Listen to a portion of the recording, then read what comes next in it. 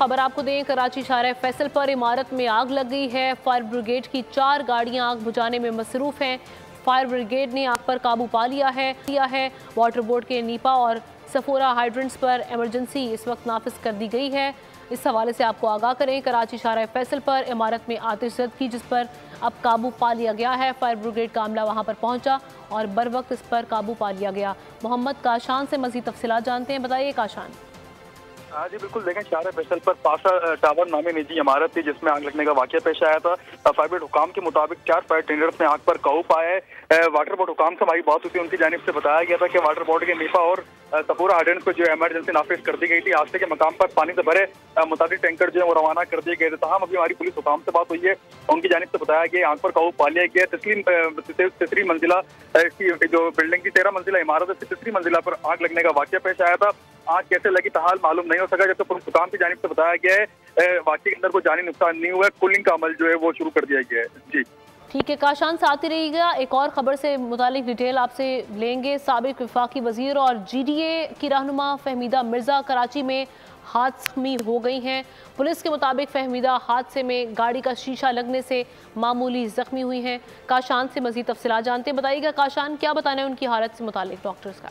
जी बिल्कुल, देखें पुलिस हुकाम से हमारी बात हुई है। पुलिस हुकाम की जानिब से बताया गया है फहमीदा मिर्जा की गाड़ी को डिफेंस खयाबान शमशेरी के करीब हादसा पेश आने से गाड़ी में मौजूद फहमीदा मिर्जा जो थी वो शीशे लगने से मामूली नौयत के उनके जख्म आए, जिनको तिब्बी इमदाद की फराहमी के लिए कलेक्टर ने वाकई निजी अस्पताल मुंतकिल कर दिया गया है। जबकि उनके साहिबजादे हैं हसनैन मिर्जा, उनकी जानिब से बताया गया कि वालदा की तबीयत जो है बेहतर है। जबकि पुलिस हुकाम से हमारी बात हुई है, उनकी जानिब से भी यही बताया गया कि फहमीदा मिर्जा की हालत जो है खतरे से बाहर है, कोई तशवीशनाक बात नहीं है। उनको जो जियाउद्दीन अस्पताल में वो जेर इलाज है, वहाँ उनको तिब्बी इमदाद देने का अमल जो है वो जारी है। जी ठीक है, शुक्रिया आपका Mohammad Kashan.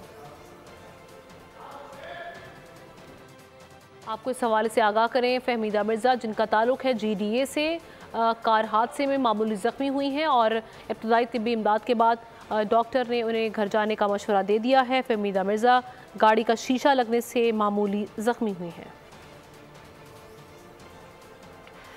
Chief election commissioner मुस्ताफ़ी हों। Pakistan bar council, supreme court bar association और Sindh high court bar association का मुतालबा। तीनों बार्स ने इलेक्शन कमीशन और चीफ इलेक्शन कमिश्नर पर शदीद तहफ़्फ़ुज़ात का इजहार करते हुए इंतखाबात में तमाम सियासी जमातों के लिए यकसा मौक़े फराहम करने का मुतालबा कर दिया।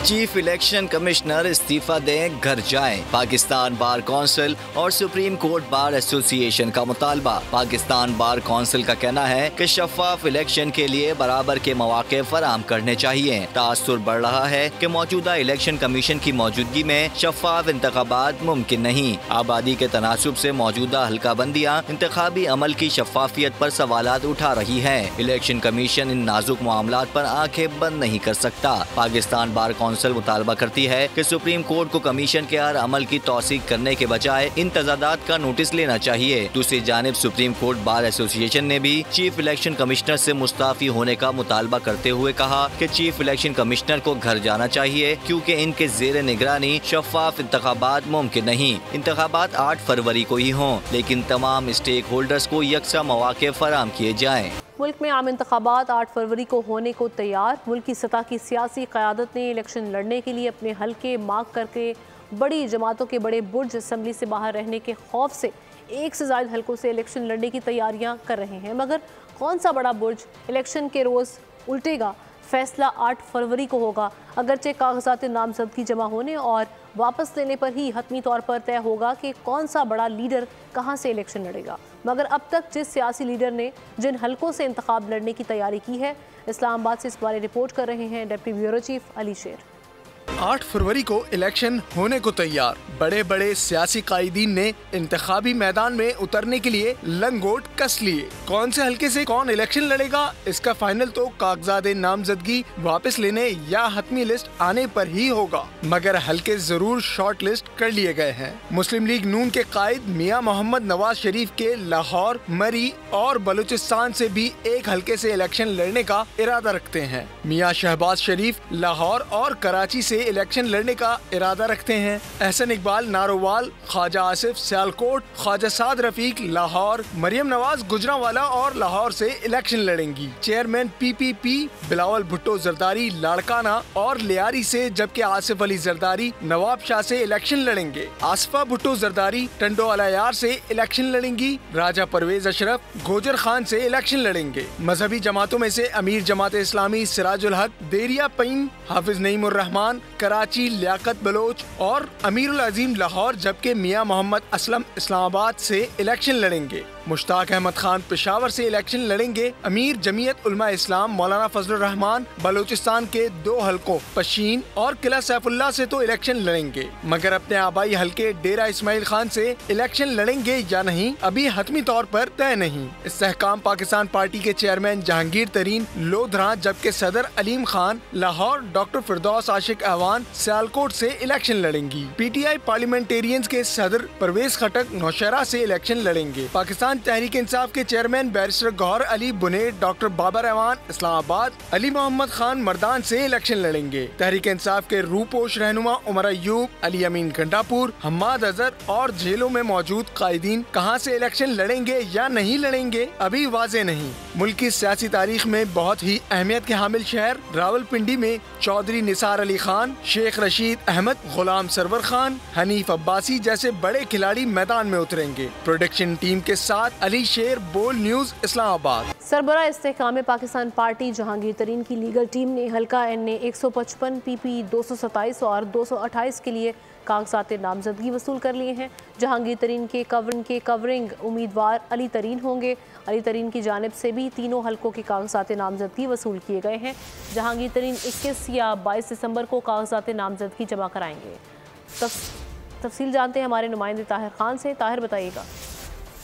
जी बिल्कुल, सरबराह इस्तेहकाम में पाकिस्तान पीपल्स पार्टी जहांगीर तरीन ने जो अपने कागजात हैं वो अपने आबाई हलके NA 155 लोधरा से हासिल कर लिए हैं। एक इन्होंने कौमी असम्बली और 2 सूबाई असम्बली के जो कागजात नामजदगी हैं वो इनकी लीगल टीम ने आज वसूल कर लिए।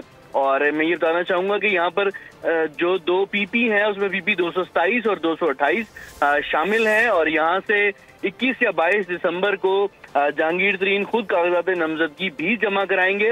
इसके साथ साथ वो भरपूर कैंपेन चला रहे हैं अपने हलके समेत पूरे पाकिस्तान भर में सरबराह इस्तेहकाम में पाकिस्तान पार्टी की तरफ से। और इसके साथ साथ मैं ये बताना चाहूंगा कि उनके जो कवरिंग कैंडिडेट हैं वो उनके फर्जंद अली तरीन होंगे। और अली तरीन ने इन्हीं तीनों हलकों से एज ए कवरिंग कैंडिडेट अपने कागजात नामजदगी वसूल कर लिए हैं। और बताया ये जा रहा है उनकी टीम की तरफ से 21 या 22 दिसंबर को वो अपने कागजात नामजदगी जमा करवाएंगे और वो यहाँ पर बज़ाहिर तौर पर एक मजबूत उम्मीदवार के तौर पर सामने आएंगे। ठीक है, शुक्रिया आपका ताहिर। रावलपिंडी में सियासी जमातों ने उम्मीदवारों को मैदान में उतार दिया। NA 55 से नून लीग के मलिक अबरार पीपल्स पार्टी के राजा मोईद मुतवक्के उम्मीदवार होंगे। NA 56 से अवामी मुस्लिम लीग के शेख रशीद और नून लीग के हनीफ अब्बासी और पीपल्स पार्टी के राजा कामरान आमने सामने होंगे। इस हवाले से बात करते हैं वसीम चौधरी, हमारे नुमाइंदे हमारे साथ मौजूद हैं। वसीम, बताइएगा मजीद क्या तफसीलात है? जी बिल्कुल, जनरल इलेक्शन का मामला जैसे जैसे करीब आता जा रहा है ऐसे ही मुख्तलिफ सियासी जमातों ने भी अपने कैंडिडेट जो है मैदान में उतार दिए।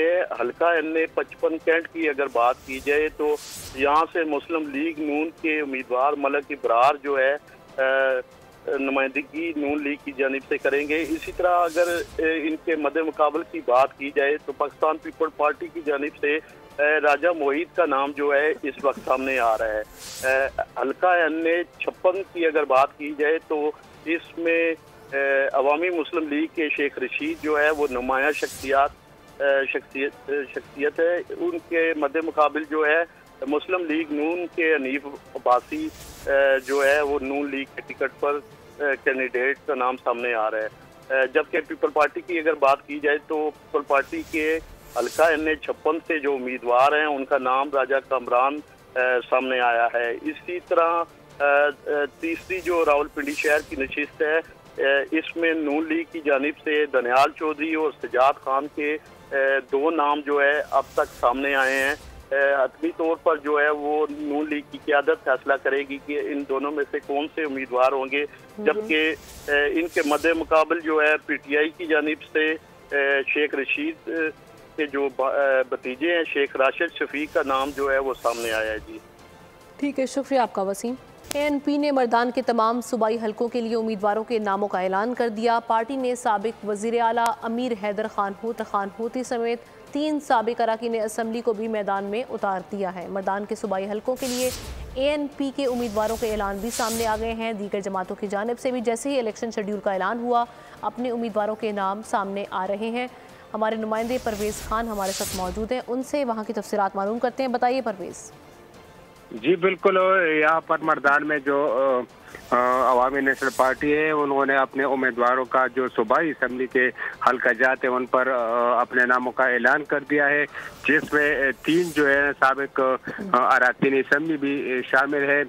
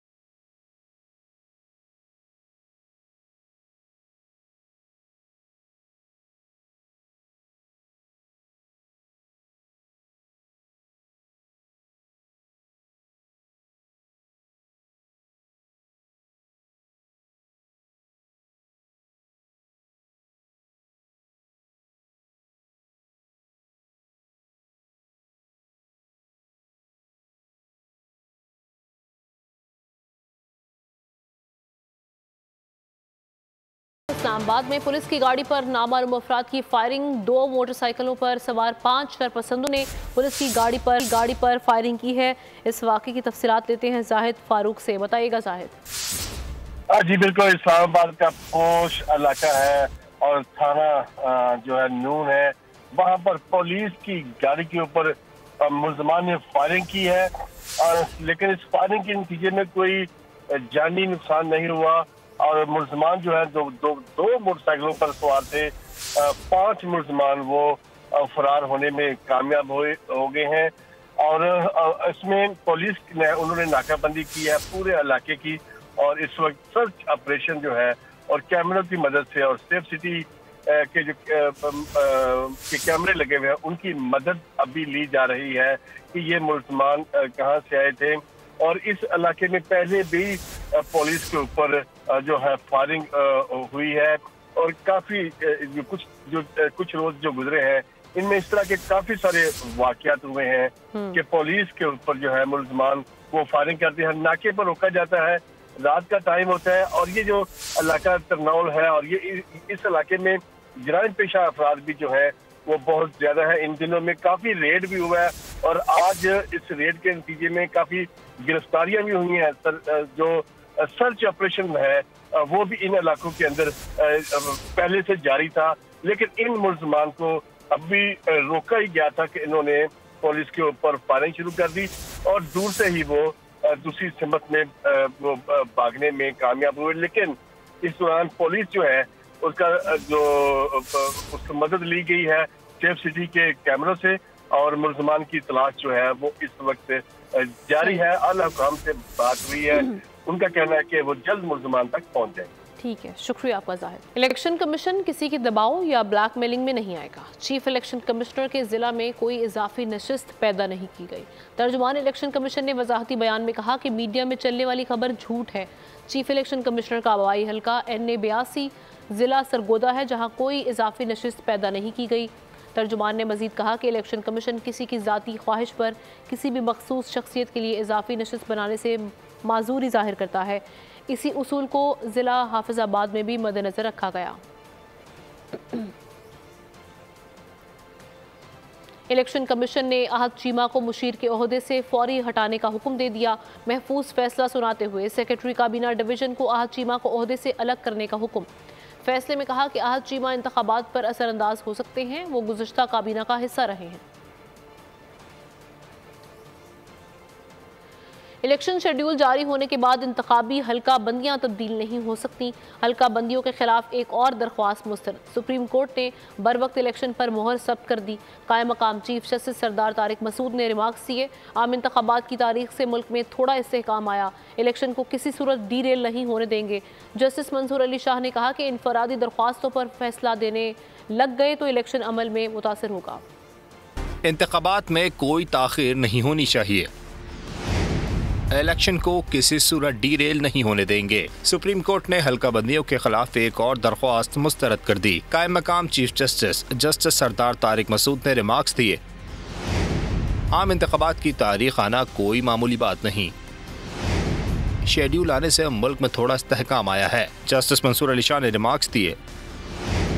इलेक्शन प्रोग्राम जारी हो चुका, अब कुछ नहीं हो सकता। इनफरादी दरख्वास्तों पर फैसला देने लग गए तो इलेक्शन अमल मुतासर होगा। ऐसी दरख्वास्तों पर आम इंतखाबात के लिए 8 फरवरी की तारीख को डिस्टर्ब नहीं करेंगे। दरख्वास्त गुसार से मकालमे में कहा, अगर आप इंतखाबात वक्त पर नहीं चाहते तो अदालत में बयान दें। जस्टिस अत्तर मंजुला ने कहा, किसी को इलेक्शन ताखीर का शिकार करने की इजाजत नहीं देंगे। सुप्रीम कोर्ट ने बलूचिस्तान के हल्के PB-12 में हल्का बंदी से मुताल्लिक नजरसानी दरख्वास्त खारिज कर दी।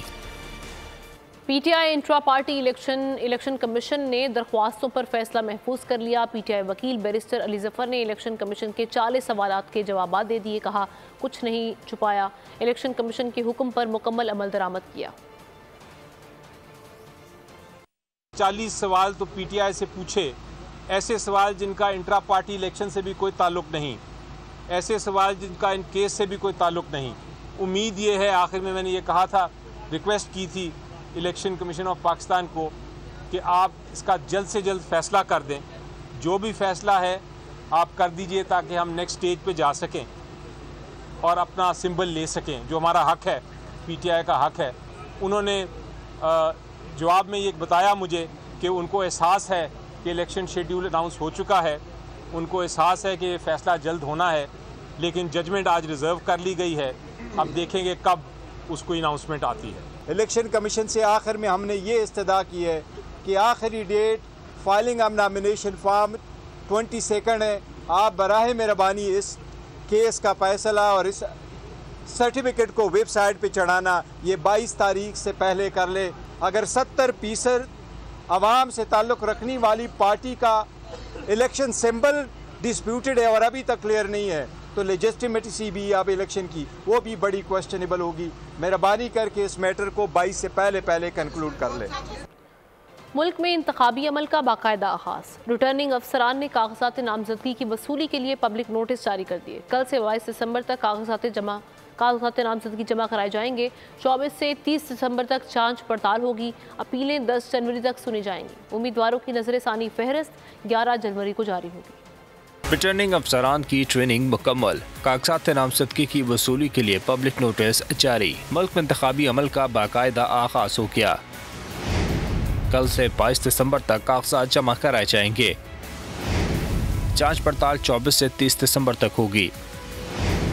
एतराज़ात 3 जनवरी तक दायर किए जा सकेंगे। कागजात नामजदगी के खिलाफ अपीलें 10 जनवरी तक सुनी जाएंगी। उम्मीदवारों की नजरसानी फहरिस्त 11 जनवरी को जारी की जाएगी।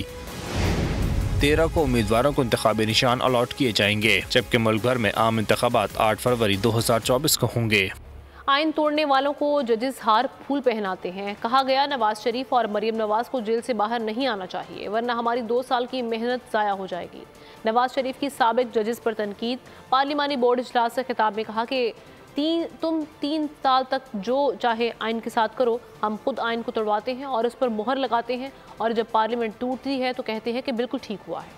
जजेस आगे बढ़ के हार बनाते हैं आइन तोड़ने वाले को। ये नवाज शरीफ को जेल से बाहर नहीं आना चाहिए, ये मरियम नवाज को जेल से बाहर नहीं आना चाहिए, वरना हमारी 2 साल की मेहनत ज़ाया हो जाएगी। कहते हैं 3 साल तुम आइन के साथ जो मर्जी सलूक करो, 3 साल की इजाज़त। आइन को हम खुद तोड़वाते हैं, उसके ऊपर मोहर लगाते हैं, और फिर उसके बाद पार्लियामेंट टूटती है तो कहने के बिल्कुल ठीक हुआ है।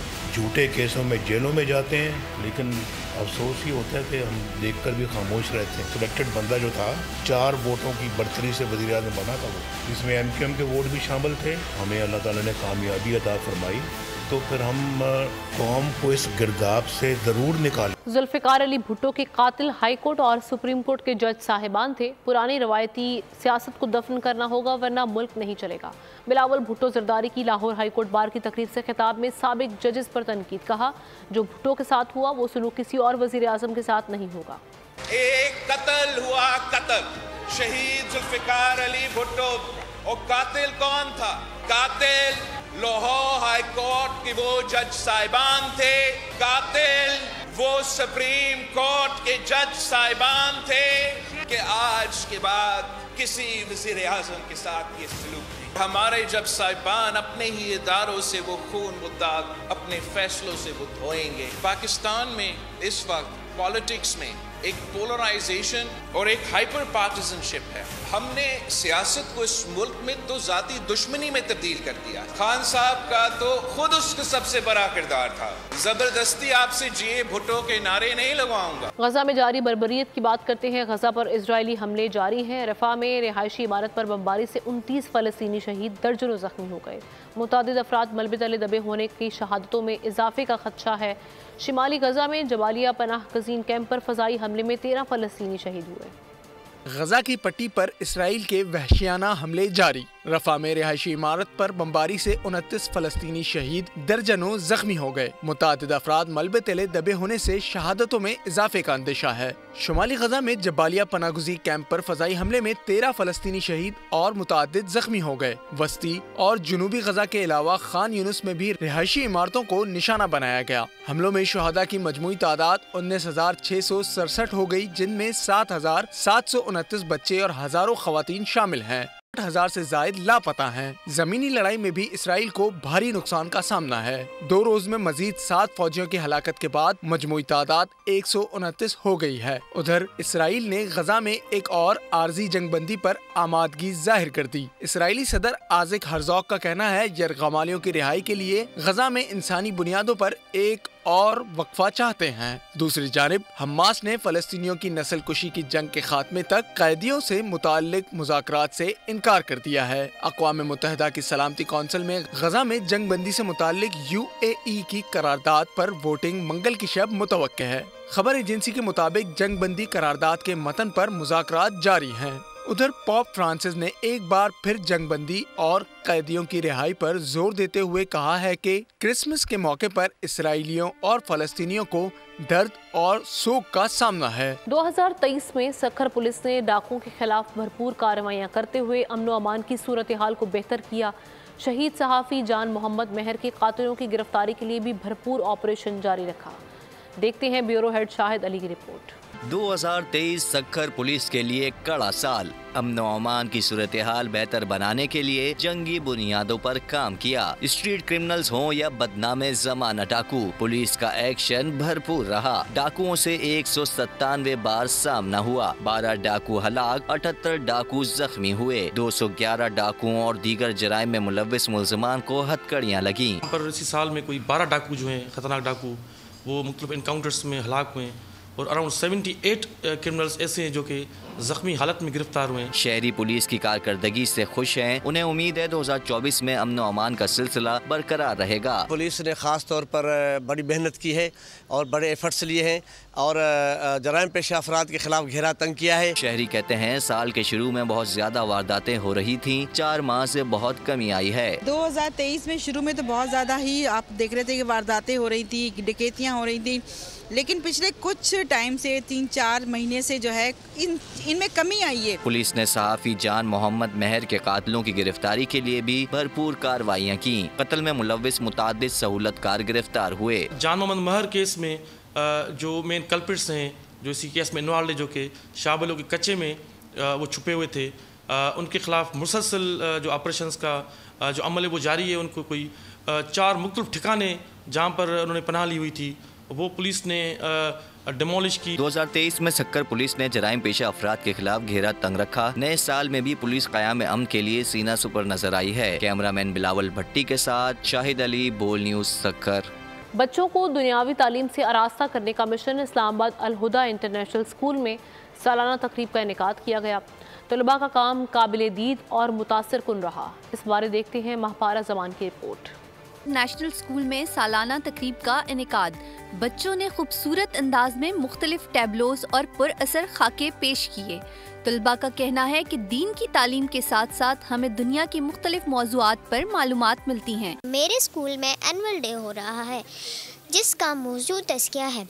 ऐसा स्कूल है जो दुनियावी तालीम के साथ दीनी तालीम भी सिखाता है। This is Al Huda International School, which is an Islamic institute, and it teaches people about Islam. This is a nice school, so I tried to convince them to. I also have to come here. असातिज़ा ने बताया, हमारा मकसद बच्चों को दीन की तालीम देकर कुरान और सुन्नत से करीब करना है। अल हुदा इंटरनेशनल स्कूल अल्हम्दुलिल्लाह एक ऐसा इदारा है जहाँ पे दुनियावी तालीम के साथ दीनी तालीम भी सिखाई जाती है।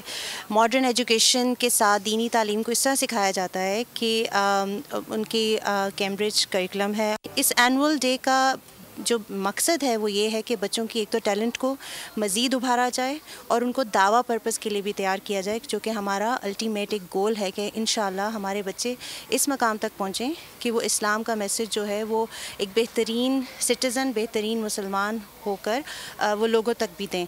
ऐसी पुरअसर तकरीबात हर इदारे में होनी चाहिए ताकि नई नस्ल अपने दीन से मुकम्मल आगाही हासिल करे और माशरे में अपना भरपूर किरदार अदा कर सके। तालीमी इदारे बच्चों की तालीम और तरबियत में अहम किरदार अदा करते हैं। दौरे जदीद में दुनियावी तालीम के साथ साथ दीनी तालीम भी ज़रूरी है। कैमरामैन मोहम्मद उज़ैर के साथ महपारा ज़मान, बोल news, Islamabad. Arts council of Pakistan Karachi की जानिब से कायद-ए-आज़म डे की मुनासिबत से मारूफ आर्टिस्ट अली अज़मत के फ़नपारों की नुमाइश। हक तो ये है कि हक अदा ना हुआ कि दूसरे रोज़ निगरान सूबाई वज़ीर, वज़ीर सकाफ़त खेल और youth affairs doctor Syed Junaid Ali Shah का निगरान सूबाई वज़ीर इत्तलात अक़लियती उमूर समाजी तहफ़्फ़ुज़ सदर आर्ट्स मोहम्मद अहमद शाह के हमरा नुमाइश का दौरा। मज़ीद तफ़सीलात सना आरिफ की रिपोर्ट में। Arts council of Pakistan Karachi में बाबाए कौम की सालगिरह की मुनासबत से मुनक़िदा मारूफ मुसव्विर अली अज़मत की तस्वीरों की नुमाइश के दूसरे रोज भी सूबाई वज़रा की आमद का सिलसिला जारी रहा। निगरान वज़ीर इत्तलात सिंध मोहम्मद अहमद शाह कहते हैं कि हम मुस्तक़बिल में पाकिस्तान को रोशन देखना चाहते हैं, इसलिए कोशिश करेंगे कि कायद की नजरों में शर्मिंदा न हो। जितना बड़ा कायद का विजन था, जिस तरह का पाकिस्तान वो देखना चाहते थे, जितना रोशन ख्याल पाकिस्तान, लेकिन हम ये कोशिश ज़रूर करेंगे और करते रहते हैं कि कायद की नज़रों में शर्मिंदा ना हो। निगरान वज़ीर सकाफत सिंध जुनेद अली शाह का कहना था कि माजी की गलतियों को दोहराने का मौका नहीं। कायदे आज़म की सालगिरह के सिलसिले में पूरा हफ्ता मनाएंगे। कुछ दिन में कराची के बासियों के लिए अच्छी खबर होगी। ने बहुत गलतियां कर ली इन 75 सालों में। अब मेरे ख्याल उन गलतियों को सही करने का एक ही तरीका है, हम 2 या 3 दिन में इंशाल्लाह आपको एक अच्छी सरप्राइज देने वाले हैं। इस हफ्ते को मैं चाहता हूँ कि शायद हमने कभी ये हफ्ता सेलिब्रेट नहीं किया है और इस हफ्ते को भरपूर अंदाज में पूरा पाकिस्तान इंशाल्लाह सेलिब्रेट करे। सिंध की जिम्मेदारी हमारी है, आपको जश्न ही जश्न नजर आएगा इंशाल्लाह। मुसव्विर अली अज़मत का कहना था कि ये कायद से बेइंतहा मोहब्बत है, जिसे 2 साल की मेहनत से तस्वीरी शक्ल दी है। कायद से जो मोहब्बत है वो तो हर पाकिस्तानी के दिल में है, कई बरसों से ये आपके दिल में आबाद होती है और वो उसका सही टाइम मेरा ख्याल यही था कि हमारे मुल्क के जो हालात हैं उसमें हम कायद आज़म का जो पैगाम है, जो मैसेज है, उसको रिवाइवल करने की ज़रूरत थी। तो इसलिए पिछले 2 साल से मैं ये काम कर रहा था। क्यूरेटर आमना पटौड़ी का कहना था कि ये नुमाइश मुख्तलिफ शहरों से होती हुई कायद के शहर में आई है। मुसव्विर की तस्वीर से मोहब्बत ही इसमें रूह फूंकती है कि कायद का ये एक स्पिरिचुअल इंटरेक्शन था जो कि वक्त की ज़रूरत था। इसकी शुरुआत 14 अगस्त से हुई, लाहौर से, इस्लामाबाद, नॉर्दर्न एरियाज़ गिलगित, और अभी दिसंबर में कायद की इन सेलिब्रेशंस के लिए हम इनकी कोलैबोरेशन से कराची आर्ट काउंसिल 26 दिसंबर तक जारी रहने वाली तस्वीरी नुमाइश में बानी पाकिस्तान के अक़वाल के जरिए हुकूमत और अफसरान, तालीमी पॉलिसीज़ और आज़ादी इज़हार पर रोशनी भी डाली गई है।